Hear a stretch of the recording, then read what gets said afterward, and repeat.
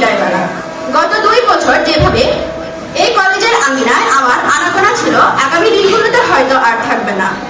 আমার প্রিয় এবং সম্মানিত শিক্ষকরা আমাদের যেভাবে ভালোবাসা এবং স্নেহ দিয়ে লেখাপড়া শিখিয়েছেন, এই স্নেহ ভালোবাসার কথা আমরা কোনোদিনও ভুলতে পারবো না। আমরা যদি কলেজে না আসতাম তাহলে আমাদের শিক্ষকরা বাসায় ফোন দিয়ে আমাদের খোঁজ খবর নিতেন এবং প্রয়োজনে আমাদের বাড়িতে গিয়ে খবর নিতেন।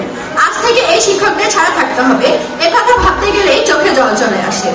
আমার সম্মানিত শিক্ষকদের উদ্দেশ্যে বলছি, যদি কোনোদিন আপনাদের মনে কোনো কারণে কষ্ট দিয়ে থাকি তাহলে আমাদের ক্ষমা দৃষ্টিতে দেখবেন। আমরা আপনাদের সন্তানের মতো।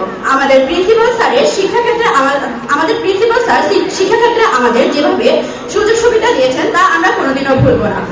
আমাদের সকল শিক্ষক মণ্ডলীর কাছে এবং উপস্থিত অতিথিবৃন্দর কাছে আমরা সকলে দোয়া প্রার্থী এবং আমার শিক্ষকদের প্রতি আমরা কৃতজ্ঞ।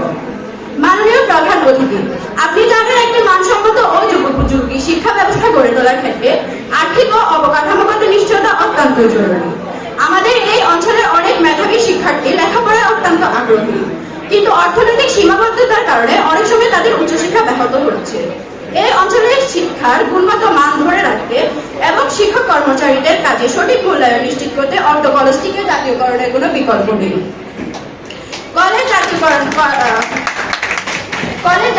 করা হলে শিক্ষার মান উন্নয়নের পাশাপাশি এলাকার পিছিয়ে পড়া জনগোষ্ঠীর শিক্ষার সন্তানরা পড়াশোনা এবং উচ্চশিক্ষার সুযোগ পাবে।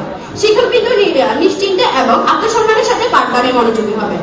সাম্প্রতিক সময় সারা বাংলাদেশেই শিক্ষার মান উন্নয়নে সরকার বিভিন্ন পদক্ষেপ নিচ্ছে।